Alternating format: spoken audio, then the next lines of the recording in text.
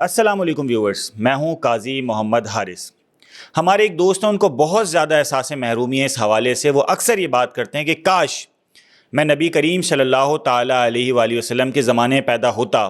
آپ کو دیکھتا، آپ سے باتیں کرتا، آپ کے ساتھ گھومتا پھرتا چلتا، تو کیا ہی زبردست موقع ہوتا اور کیا ہی زبردست میری زندگی ہوتی۔ تو میں ایک دفعہ بیٹھ کے ان کو یہ سمجھا رہا تھا کہ بھائی، اللہ تعالیٰ نے جو کچھ کیا ہے وہ اچھا کیا ہے۔ اگر اللہ تعالیٰ نے آپ کو نبی کریم صلی اللہ تعالیٰ علیہ وآلہ وسلم کے بعد سینکڑوں سالوں بعد پیدا کیا ہے تو اس میں بھی اللہ کی کوئی نہ کوئی مصلحت ہے، کیونکہ یہ ضروری نہیں کہ جو شخص نبی کریم صلی اللہ تعالیٰ علیہ وآلہ وسلم کے زمانے میں پیدا ہوا ہو وہ مسلمان بھی ہو، صحابی بھی ہو اور آپ کا تابع دار بھی ہو۔ اس کی ایک بہت ہی عجیب سی اور بہت خطرناک اگزامپل ہمیں ابو جہل کی مل جاتی ہے۔ ابو جہل بھی نبی کریم صلی اللہ تعالیٰ علیہ وآلہ وسلم کے زمانے میں پیدا ہوا تھا۔ آپ علیہ الصلوۃ والسلام کے شہر میں پیدا ہوا تھا، آپ کو دیکھتا بھی تھا، آپ کی باتیں بھی سنی، قرآن بھی سنا، لیکن ایسی محرومی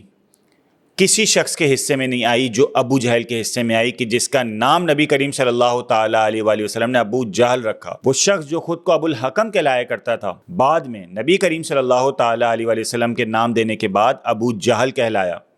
بلکہ بدر میں جب وہ مارا گیا تو آپ علیہ الصلوۃ والسلام نے اس کے بارے میں لفظ استعمال کیا کہ یہ میری امت کا فرعون تھا۔ اب دیکھیے ذرا محرومی کہ نبی کریم صلی اللہ تعالیٰ علیہ وآلہ وسلم کے زمانے میں پیدا ہونے والا شخص، آپ کو دیکھنے والا شخص، آپ کے معجزے دیکھنے والا شخص،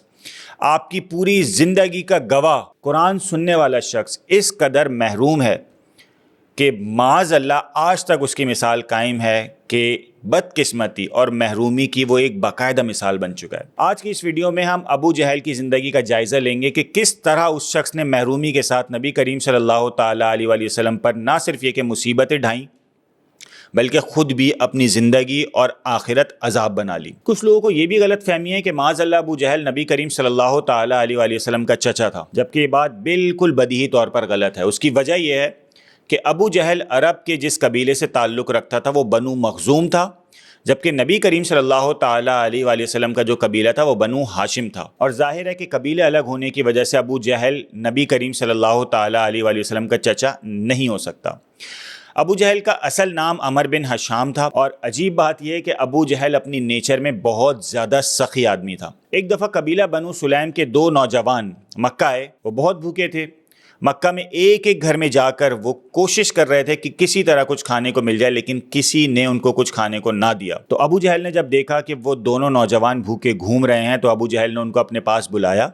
اور ان کو بہت ہی زبردست قسم کا کھانا کھلایا، جس سے وہ دونوں نوجوان بہت زیادہ متاثر ہوئے۔ ابو جہل کا نام نبی کریم صلی اللہ تعالیٰ علیہ وآلہ وسلم کی بعثت سے پہلے تک ابو الحکم رکھا گیا تھا۔ ابو الحکم کا مطلب ہے فادر آف وزڈم، یعنی وہ شخص جس کے پاس بہت زیادہ حکمت ہو، نالج ہو، وزڈم ہو۔ اور اس کی وجہ یہ تھی کہ ابو جہل بچپن ہی سے بہت زیادہ نہ صرف یہ کہ ذہین تھا بلکہ ڈیسیجن میکنگ کی پاور بھی اس میں بہت زیادہ تھی۔ عرب کی کچھ مجالس ایسی تھیں جس میں صرف بڑے بوڑھوں کو شرکت کی اجازت تھی اور وہی اس میں مشورہ دیا کرتے تھے۔ اس کی وجہ تھی ان کا ایکسپیرینس، وہ زندگی بھر جو چیزیں انہوں نے آبزرو کی ہیں اس بیس پہ جو ڈیسیجن میکنگ میں ان کا حصہ ہوتا تھا وہ بہت امپورٹنٹ ہوتا تھا۔ لیکن مزے کی بات یہ کہ ابو جہل 30 سال کی عمر میں اس مجلس میں شرکت کیا کرتا تھا اور قریش اس کو بلایا کرتے تھے۔ صرف کس وجہ سے؟ وہ یہ سمجھتے تھے کہ یہ فادر آف وزڈم ہے، اس بندے کے اندر نالج بہت ہے اور یہ وزڈم جانتا ہے اور یہ بہت اچھے مشورے دے گا۔ انہی وجوہات کی بنا پر عرب نے اس کا نام ابو الحکم یعنی فادر آف وزڈم رکھ دیا۔ ابو جہل کا قبیلہ بنو مخزوم بھی ایک بہت پرومیننٹ قبیلہ تھا۔ ابو جہل نے بچپن ہی سے بہت زیادہ پروٹوکول اپنے آس پاس دیکھا، جس کی وجہ سے اس کے اندر ایک سریا آ گیا اور وہ ایک طرح کا متکبر آدمی بن گیا۔ وہ یہ سمجھتا تھا کہ عرب میں اس جیسا کوئی نہیں ہے، اس جیسی نالج کسی کے پاس نہیں ہے، اس جیسا وزڈم کسی کے پاس نہیں ہے۔ اور یہی وجہ ہے کہ جب وہ کسی شخص کو دیکھتا کہ جس کو لوگ نالجبل سمجھ رہے ہیں اور اس کی طرف رجوع کر رہے ہیں تو وہ بہت زیادہ جیلسی کا شکار ہو جاتا تھا، اور اسی جیلسی فیکٹر کی وجہ سے وہ عبد المطلب سے بھی جیلس ہونے لگا۔ اور اس کی وجہ یہ تھی کہ لوگ عبد المطلب کو ان کی وجاہت کی وجہ سے، ان کی پرسنالٹی کی وجہ سے بہت زیادہ پسند کرنے لگے تھے، اور ابو جہل کو یہ بات گوارا نہیں تھی۔ ایک دفعہ مکہ سے باہر ایک بہت پرومیننٹ آدمی اوس ابن حجر مکہ آیا، اور وہ نہ صرف یہ کہ بنو مخزوم قبیلے سے بہت زیادہ انسپائرڈ تھا، بلکہ وہ ابو جہل کی پرسنالٹی سے بھی بہت زیادہ انسپائرڈ تھا۔ وہ ابو جہل کے پاس آیا اور اس نے کہا کہ آپ کا قبیلہ بہت زبردست قبیلہ ہے بنو مخزوم، ہم اس کی بہت تعریفیں سنتے ہیں، تو پلیز ہمیں بنو مخزوم کے کچھ نوجوانوں سے ملائیے اور اپنا قبیلے سے ہمارا تعارف کروائیے۔ ابو جہل اس کو لے کر گیا، اپنے نوجوانوں سے ملوایا، اور اپنے نوجوانوں کو خاص طور پر تاکید کی کہ اس دن بہت زبردست قسم کے کپڑے پہن کر آنا۔ جس دن اوس ابن حجر آیا اور قبیلہ بنو مخزوم کے نوجوانوں سے ملاقات کر رہا تھا، اتفاق سے اس دن عبد المطلب اپنے بیٹوں کے ساتھ وہاں سے گزر رہے تھے، اور اوس ابن حجر کی نظر عبد المطلب پر اور ان کے بیٹوں پر پڑی۔ میں جیسے پہلے بتا چکا ہوں کہ عبد المطلب کی پرسنالٹی بہت ڈیشنگ تھی، وہ بہت ہینڈسم تھے، ہائٹ، کلر، ماشاءاللہ وجاہت، اور ان کے بچے بھی ماشاءاللہ ان پہ گئے ہوئے تھے۔ تو جب اوس ابن حجر نے عبد المطلب کو اور ان کے بچوں کو دیکھا تو ابو جہل سے کویسچن کیا کہ یہ کون ہے؟ تو ابو جہل نے بتا دیا کہ یہ عبد المطلب ہے، لیکن ابو جہل ان سے بہت زیادہ جالس اسی وقت ہو چکا تھا کہ میرے ہوتے ہوئے، میرے ٹرائب کے ہوتے ہوئے، میرے قبیلے کے ہوتے ہوئے کوئی شخص کسی اور کو کیسے دیکھ سکتا ہے؟ بنو مخزوم کے اوپر بنو ہاشم کو کیسے برتری ہو سکتی ہے؟ یہ اور زیادہ اپنی جالسی کے آگ میں جھلسنے لگا، اور یہی وجہ ہے کہ جب نبی کریم صلی اللہ تعالیٰ علیہ وآلہ وسلم نے نبوت کا اعلان فرمایا تو یہ شخص اسی جالسی کی وجہ سے آپ علیہ الصلوۃ والسلام کا سب سے بدترین دشمن بن گیا۔ روایات میں آتا ہے کہ جب نبی کریم صلی اللہ تعالیٰ علیہ وآلہ وسلم نے باقاعدہ تبلیغ شروع کی، لوگوں کو قرآن سنانا شروع کیا اور اعلانیہ پبلکلی پریچنگ اسٹارٹ کی، تو اسی شخص نے سب سے زیادہ تکالیف ان کو دینی شروع کی اور سب سے زیادہ مصائب کا شکار کیا۔ روایات میں آتا ہے کہ جب نبی کریم صلی اللہ تعالیٰ علیہ وآلہ وسلم ایک دفعہ خانہ کعبہ کے قریب نماز پڑھ رہے تھے تو ان کی کمر مبارک پر اونٹنی کی اوجھڑی رکھنے والا اور اس کا حکم دینے والا شخص بھی یہی تھا۔ نبی کریم صلی اللہ تعالیٰ علیہ وآلہ وسلم جب لوگوں کو قرآن سنایا کرتے تھے تو یہ شخص بیٹھ کے قرآن سنا بھی کرتا تھا، اور اس کو اس بات کا بھی احساس تھا کہ جو کلام آپ سنا رہے ہیں وہ کلام جھوٹا نہیں ہے، لیکن وہ جالسی جو بچپن سے یہ دیکھتا آ رہا تھا عبد المطلب، ان کی اولاد اور پھر ان کی اولاد سے،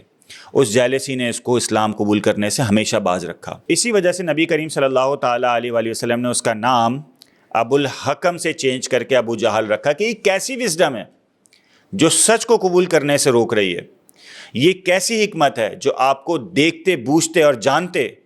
آپ کو معلوم ہے کہ یہ سچ ہے اور آپ کو اس بات سے روک رہی ہے کہ آپ اس شخص سے جیلس ہیں۔ ایک دفعہ ابو جہل سے اس کے دوست اخنس ابن شریک نے پوچھا کہ نبی کریم صلی اللہ تعالیٰ علیہ وآلہ وسلم جو کلام سناتے ہیں ان کے بارے میں تمہارا کیا خیال ہے؟ تو ابو جہل نے کلیئر الفاظ میں کہا کہ مجھے معلوم ہے یہ کلام درست ہے، لیکن یہ کیسے ہو سکتا ہے کہ عبد المطلب کے بیٹوں میں سے کسی بندے کے پاس، کسی بیٹے کے پاس نبوت آ جائے؟ بنو مخزوم مر گئے تھے کیا؟ یہ دیکھیے جالسی کی علامت اور یہ دیکھیے جالسی کی انتہا۔ یہی وجہ ہے کہ ابو جہل نبی کریم صلی اللہ تعالیٰ علیہ وآلہ وسلم کو تکلیف دینے میں کوئی بھی موقع ہاتھ سے جانے نہیں دیتا تھا۔ ایک دفعہ جب اس نے نبی کریم صلی اللہ تعالیٰ علیہ وآلہ وسلم کو بہت زیادہ تکالیف دیں اور حضرت حمزہ رضی اللہ تعالیٰ عنہ کو ایک خبر ملی کہ وہ ان کو تکالیف دے رہا ہے، تو آپ اس وقت شکار سے واپس آ رہے تھے اور آپ سیدھے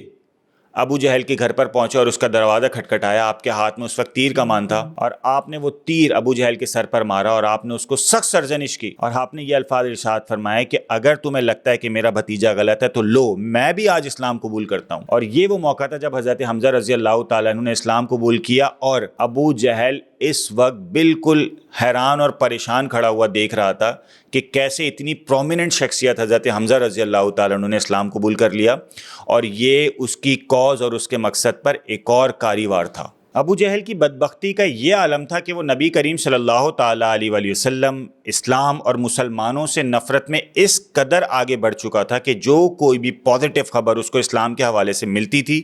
وہ آگ بگولا ہو جایا کرتا تھا۔ یہی وجہ ہے کہ جب حضرت عمر رضی اللہ تعالیٰ عنہ نے اسلام قبول کیا تو حضرت عمر رضی اللہ تعالیٰ عنہ اس کے پاس گئے، اس کے گھر کا دروازہ بجایا، اس نے دروازہ کھولا اور حضرت عمر رضی اللہ تعالیٰ عنہ کو دیکھ کر بہت خوش ہوا۔ اس نے کہا او بھتیجے، کیا اچھی خبر لائے ہو میرے لیے؟ تو حضرت عمر رضی اللہ تعالیٰ عنہ نے جواب دیا کہ خبر یہ ہے کہ میں نے اسلام قبول کر لیا ہے۔ ابو جہل پر یہ خبر بجلی بن کر گری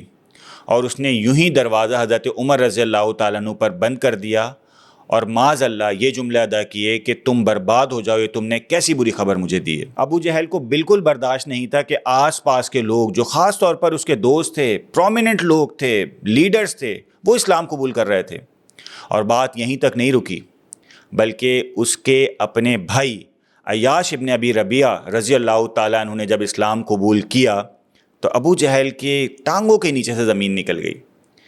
اور یہ وہ صحابی ہیں جنہوں نے سب سے پہلے ابیسینیا یعنی ایتھوپیا مائیگریشن کی، اور اس کے بعد پھر مدینہ بھی مائیگریٹ کیا۔ ابو جہل سے بالکل برداشت نہیں ہوتا تھا کہ اس کے گھر میں سے ایک شخص اسلام قبول کر لے اور نبی کریم صلی اللہ تعالیٰ علیہ وآلہ وسلم کی دعوت پر ایمان لے آئے۔ تو اس نے اپنے دوسرے بھائی حارث بن ہشام کے ساتھ مل کر عیاش بن ابی ربیعہ کو واپس مکہ لانے کا پلان بنایا، اور اس نے اس کے لیے ایک جھوٹا پلان بنایا۔ وہ گیا مدینے اور عیاش ابن ابی ربیعہ رضی اللہ تعالیٰ عنہ کو کہا کہ والدہ بہت سخت بیمار ہیں اور وہ تمہیں بہت یاد کر رہی ہیں، خدا نہ خواستہ اگر ان کو کچھ ہو گیا تو نہ میں تم کو زندگی بھر معاف کر سکوں گا اور نہ ہی تم اپنے آپ کو کبھی مطمئن کر سکو گے۔ عیاش بن ابی ربیعہ رضی اللہ تعالیٰ عنہ نے جب یہ سب سنا تو انہوں نے ٹھان لی کہ وہ مکہ جائیں گے اور اپنی والدہ سے ملیں گے۔ وہاں پر موجود بہت سارے صحابہ نے ان کو منع کیا اور ان کو کہا کہ ہمیں ہی لگتا ہے کہ شاید یہ سب پلان ہے اور ابو جہل تمہیں لینے کے لیے آئے تاکہ دوبارہ مکہ لے جا کر تمہارے اوپر اذیتوں اور مصیبتوں کا پہاڑ توڑ دے۔ عیاش بن ابی ربیعہ کو امید نہیں تھی کہ ایسا ہو سکتا ہے، لہٰذا وہ مکہ چلے گئے اور اپنی والدہ سے ملنے کی خواہش پر عمل کر بیٹھے۔ جب وہ مکہ پہنچے تو پتہ چلا کہ یہ سب جھوٹا پلان تھا اور ابو جہل نے ان پر دوبارہ سے مصیبتیں ڈھانی شروع کر دیں۔ ابو جہل نبی کریم صلی اللہ تعالیٰ علیہ وآلہ وسلم سے دشمنی میں اس قدر آگے بڑھ چکا تھا کہ جب نبی کریم صلی اللہ تعالیٰ علیہ وآلہ وسلم نے ہجرت کا ارادہ فرمایا تو باہر لڑکوں کو کھڑا کرنے والا شخص یہی ابو جہل تھا۔ اس وقت قریش نے پلان بنانا شروع کیا کہ کس طرح نبی کریم صلی اللہ تعالیٰ علیہ وآلہ وسلم کو ہجرت سے روکا جائے۔ 3 آپشن سامنے رکھے گئے۔ پہلا آپشن تو یہ تھا کہ ان کو شہر بدر کر دیا جائے، دوسرا آپشن یہ تھا کہ ان کو زندان میں ڈال دیا جائے، قید کر لیا جائے، تیسرا آپشن یہ تھا کہ ان کو قتل کر دیا جائے معاذ اللہ۔ پہلا آپشن فوراً ہی ریجیکٹ کر دیا گیا کہ شہر بدر کرنے کا کیا فائدہ، مائیگریٹ تو کر ہی رہے ہیں، تو اگر شہر بدر کرنا ہی ہے تو مائیگریشن کرنے دی جائے، ہمیں تو ان کو روکنا ہے، لہذا پہلے آپشن پر عمل نہیں ہو سکتا۔ دوسرا آپشن تھا ان کو قید کرنے کا، یہ بھی آپشن ریجیکٹ ہو گیا، کیونکہ اگر نبی کریم کو قید کیا جائے گا صلی اللہ تعالیٰ علیہ وآلہ وسلم تو قریش دھاوا بول دیں گے، خاص طور پر بنو ہاشم، اور وہ ان کو قید سے چھڑا لیں گے۔ تیسرا آپشن تھا ان کو قتل کرنا، یہ آپشن بھی شروع میں ریجیکٹ کر دیا گیا۔ کوئی بھی تیار نہیں تھا نبی کریم صلی اللہ تعالیٰ علیہ وآلہ وسلم کو معاذ اللہ قتل کرنے کے لیے، کیونکہ ان کو پتا تھا کہ اگر ہم خدا نہ خواستہ نبی کریم صلی اللہ تعالیٰ علیہ وآلہ وسلم پر وار کرتے ہیں، ان پر اٹیک کرتے ہیں، تو بنو ہاشم ہم پر اٹیک کر دیں گے اور ہم سے قصاص لیا جائے گا، جان کے بدلے جان لی جائے گی۔ کوئی بھی راضی نہیں تھا اس آپشن پر بھی عمل کرنے کے لیے۔ تب ابو جہل نے ایک مشورہ دیا، اس نے کہا کہ ایک کام کرتے ہیں، 11 ٹرائبز 11 قبیلوں کے لوگ ایک ایک شخص اپنی طرف سے نمائندہ بنا کر بھیجیں اور یہ 11 لوگ مل کر ایک ساتھ نبی کریم صلی اللہ تعالیٰ علیہ وآلہ وسلم پر حملہ کریں تو پتہ ہی نہیں چلے گا کہ کس نے قتل کیا ہے۔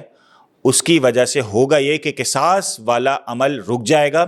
اور دیت آ جائے گی، خون بہا آ جائے گا، وہ ہم سب مل کر ادا کر دیں گے، ہمارے اوپر اتنا فائنینشیل برڈن بھی نہیں آئے گا۔ قریش کو اس کی یہ تجویز بہت پسند آئی اور یہی وجہ ہے کہ نبی کریم صلی اللہ تعالیٰ علیہ وآلہ وسلم کی ہجرت والی رات قریش کے نمائندے باہر کھڑے ہوئے تھے اور آپ پر اٹیک کرنے کے لیے تیار تھے،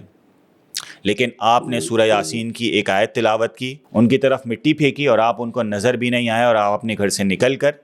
مائیگریشن کے لیے حضرت ابوبکر صدیق رضی اللہ تعالیٰ عنہ کے پاس چلے گئے۔ جب ابو جہل کو پتہ چلا کہ نبی کریم صلی اللہ تعالیٰ علیہ وآلہ وسلم گھر سے نکل چکے ہیں اور ہمیں نظر بھی نہیں آئے، تو وہ سیدھا حضرت ابوبکر صدیق رضی اللہ تعالیٰ عنہ کے گھر گیا، ان کے گھر کے اندر گھس گیا اور وہاں حضرت اسماء بنت ابوبکر رضی اللہ تعالیٰ عنہ جو کہ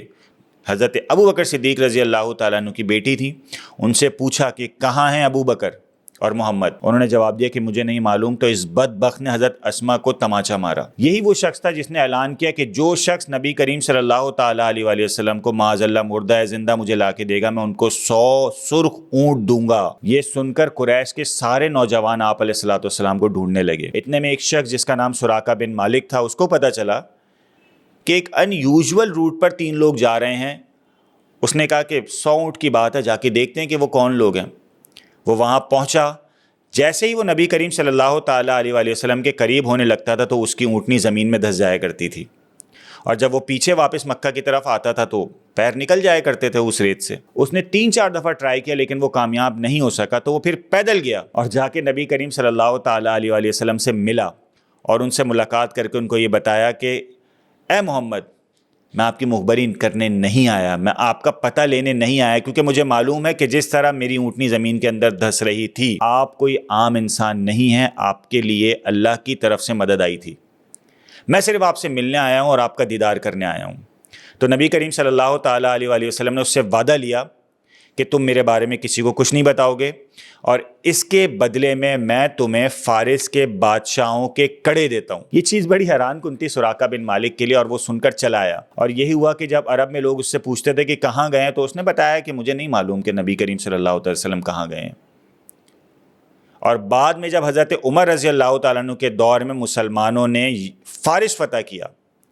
تو وہ جو فارس کا قلعہ فتح کرنے والوں میں سپاہی تھے، اس میں سراقہ بن مالک بھی موجود تھا۔ اور مزے کی بات یہ ہے کہ سراقہ بن مالک کے پاس رضی اللہ تعالیٰ عنہ